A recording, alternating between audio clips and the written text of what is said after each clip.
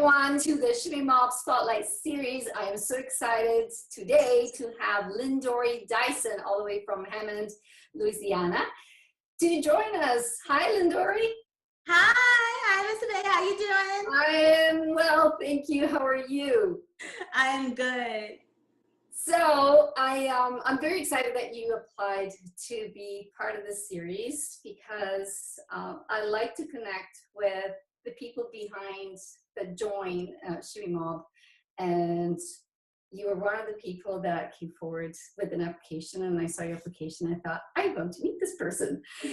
So Lindory, this year you were a team leader, but you have been a Shimmy Mobber for a while. So this was not your first round.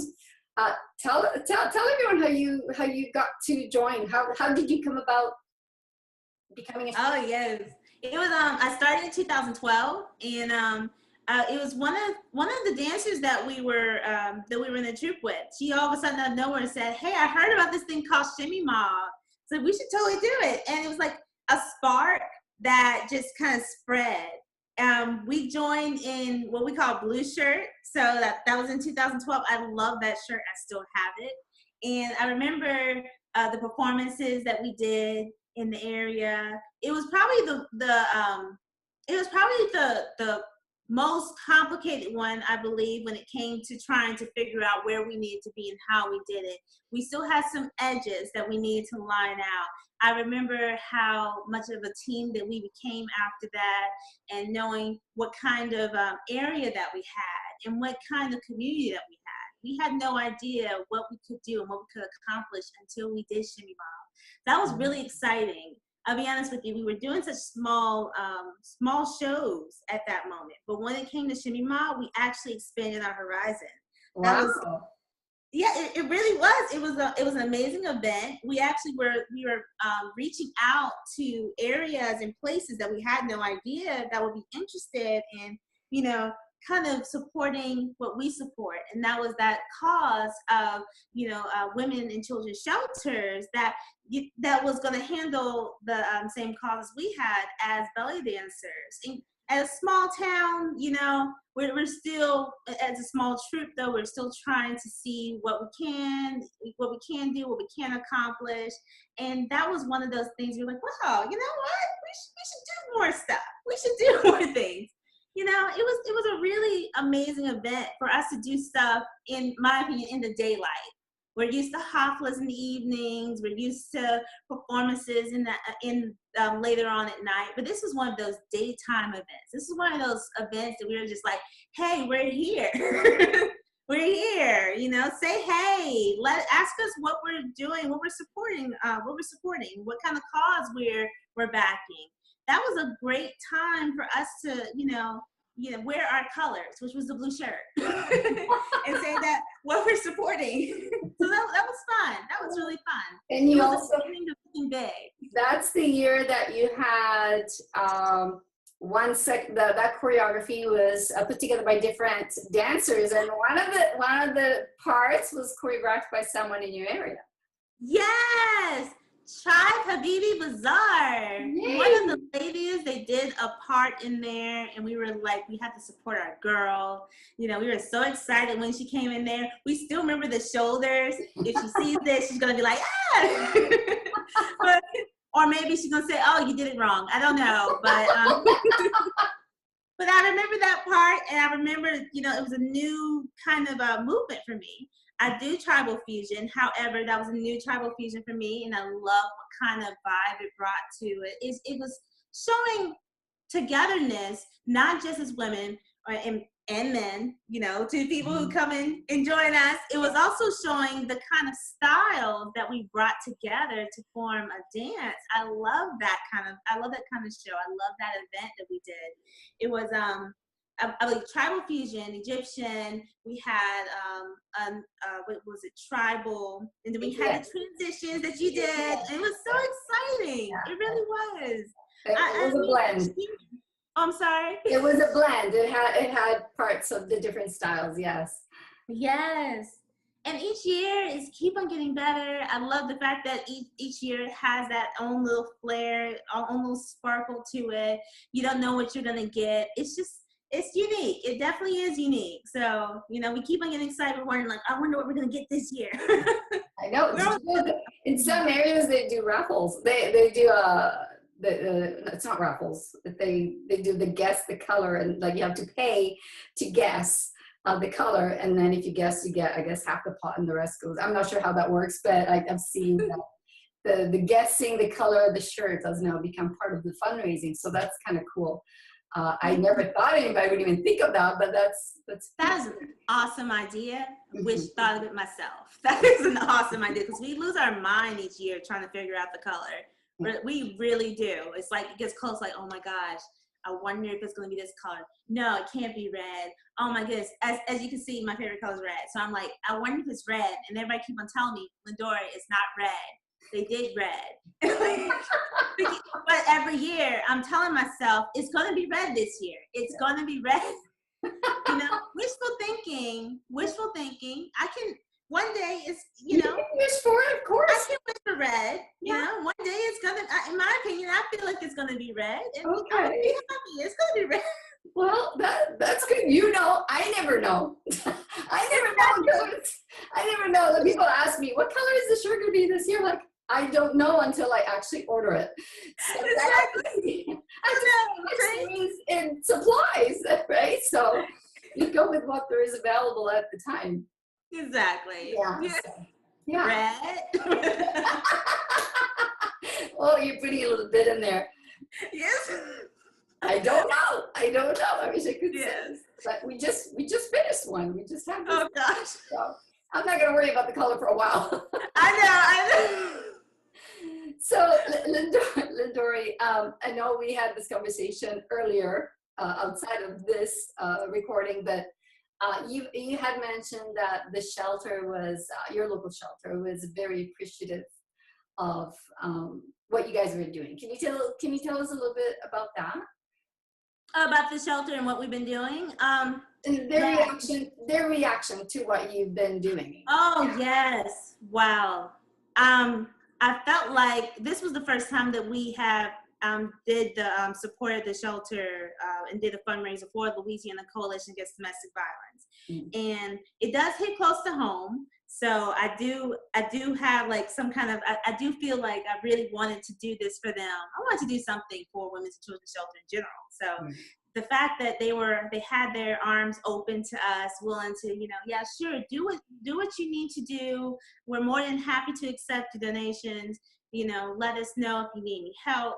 And you know, it made us more driven. Once I had a team that was like, really, they knew this was the first year. It was a little, you know, like I said, we were just trying to get in the groove of figuring out how do we raise money, what do we do, how do we do it, and to have somebody so driven, to have a team that's so driven to try to figure out how we can get this money to them. Oh, sorry, did that go out? We're good. Okay, and to have a team that is so driven to try to figure out how we can raise money, it's just such a joy to be around such an amazing team. And once they received the money, once I told them that, hey, you know, this is coming to you, just letting you know, giving you a heads up, they sent us, I did not show that email, but they sent us a very sweet, heartwarming email. It just really warmed my heart to know that they're not just looking at it like, oh, well, I mean, could have done more, something like that, right? They were just very thankful. They were just really like appreciative of what we were trying to do and what we were trying to accomplish. And that's the kind of, I mean, on top of the fact that we were trying to work very hard to do this, you had an organization that was actually thankful for having us do this. It makes us even more driven to figure out what we got to do next year. So, I mean, and not to mention, they even said, hey, can we post this on our Facebook? I'm like, yes. That was awesome.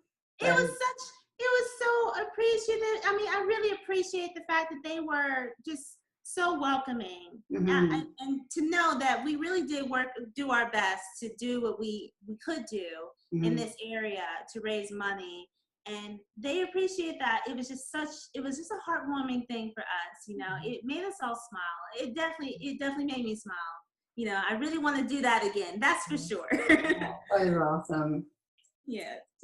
So I know I'd asked you this before, but I'm going to ask again. How did you get into belly dance? Yes, Shakira and Aaliyah. Those are the two. I felt like Aaliyah, even though she wasn't a belly dancer, I know she's an odd person to mention. She had these amazing movements, these vertical figure eights. She had Maya. She even done these interior hip circles. You know, I mean, she just was really good at what she was doing, even though we didn't consider it belly dancing. She was just good. I wanted to do that, whatever that was.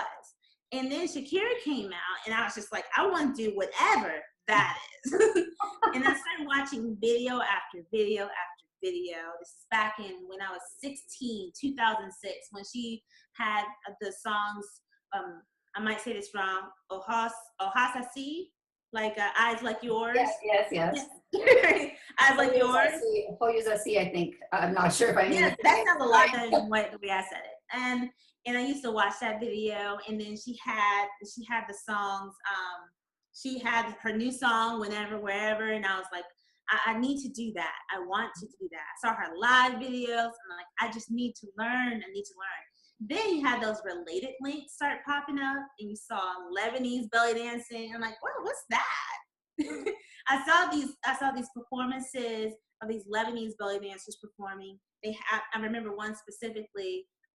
She had this purple costume, purple long fringe, high heels, and one time I believe one was like carrying a cane. The other one, she was just dancing with a scarf, and she done this gorgeous drum solo. I love it. She was doing these amazing movements, but she was not trying that hard. But of course, you know, when you're good at what you're doing, it doesn't look like you're trying very hard. So she just looked like she was just doing movements that she does, you know, just because. And I said, I want to do that. I want to do that. So that's when I really got involved in belly dancing, but I never took a class. So 2 years later, I found myself trying to look for a belly dance class out of nowhere. I said, I need to find a belly dance class. Let me see if there's one nearby. Out of nowhere, turns out that for a couple of years, there's been a teacher down here in my area within a few miles that has been teaching belly dance. And I'm like, where have you been, and why haven't I been taking you? You were watching videos. That's why you didn't know. Yes. So I found her, and she even asked me, she said, how did you find me? I haven't been advertising. How have you found me? I'm like, I was looking. And so that's how that started. I started off, I said I was going to dance just to, you know, work out. It was just going to be for cardio, because I don't like cardio. I don't like exercise. I just like to dance. Yeah. That's a horrible thing, but it's true. It's not a horrible thing. But I love to do. Yes. That's a really awful thing to say, but I love to dance, and that dance is my cardio. And then once I started dancing, I said, I'm not going to perform. But then all of a sudden I did a performance. I said, well, I'm going to perform, but I'm not going to do it professionally. And then I started teaching. So, you know, it kind of gradually, I'm saying, well, I'm not going to do that. Well, I'm going to do that, but I'm not going to do that. Well, I'm going to do that, but I'm not going to do that. It just kind of took, like, each belly dancing event, each belly dancing activity just started taking a hold of me, and I started getting closer and closer. It started taking over my world. So that's how I got here. It just kind of one thing led into another without you thinking it would lead there. Exactly. So now you're teaching. Yes. And if people want to find you, where do they find you? In downtown Hammond, yoga. It's right behind South Station in Hammond. There's a lovely teachers there, Brittany and Brenna. They allow me to have my dance classes there. It's a beautiful studio. It's very quaint. I love that word, quaint. We have fun. We have a lot of fun. This is my personality all the time. Which is awesome. Be prepared. We're going to Shimmy a lot. Lindory is your teacher. Now we know where to find you. Yes. Tell everyone about your evolutionary style. Yes, I started off with Lady Morgan. That's my belly dancing mama. She started me with improv tribal style. It's more of a mixture of American tribal style along with a little bit of tribal fusion and tribal, which I call cabaret, put tribal in it. And then I gradually started, because I started off with Lebanese. I love the Lebanese style. So I started wanting to kind of incorporate more of that along with Egyptian. So I started really getting involved in the Egyptian belly dance style. So I watched that at home while learning improv tribal style in class. So once I did my first solo, it was tribal style. But then my second solo was tribal. My third solo was cabaret. And then the fourth solo was just pretty much Egyptian. So I kind of, the longer I stayed in there, I started trying to learn more about the more grounded movements, more folkloric styles, the how juicy I could make my shimmies, how fluid I can make my moves. I wanted to get more into that Egyptian vibe. But like I said, even though I started off learning improv tribal style, and even though I started watching and trying to learn more about Egyptian Lebanese style, I want to mix that together. I do consider myself still involved in a tribal style, with tribal and cabaret. However, I call myself an Egyptian belly dancer. So as a teacher, if somebody comes to you, before they come to you, they would not know, like what style would they expect you to be teaching them? How do they know what they're going to learn from you? Oh, I definitely will say it out loud. We learn basics. So the basics will be Egyptian. Basics will be Egyptian. We don't fuse until I mention we're fusing. Fusing is for advanced stuff. When we fuse, you have to know where that fusing is coming from and understand and respect the fact of why we're fusing. So I don't suggest fusing unless you know where they're coming from. I understand the tribal world in a sense because I started there, and of course I've been probably researching so much about the Egyptian Lebanese style for so long that I'm like, okay, that's where that movement comes from. So if we do stuff like that movement, one movement from another, I'll definitely be telling you which movement is coming from where and why we're doing that. Probably because it's fun or because it's from a choreography that's going to be considered tribal. I'll throw it out there. Hey guys, this is tribal. This is tribal fusion. It's good to keep it clear, right? Like, yes. So you basically use Egyptian style as the foundation, and then later on, the other styles can be layered on or added on to create the tribal or whatever fusion you choose to do like later on, right? Yes, exactly. So it's sort of the same as the ballet is the foundation for jazz.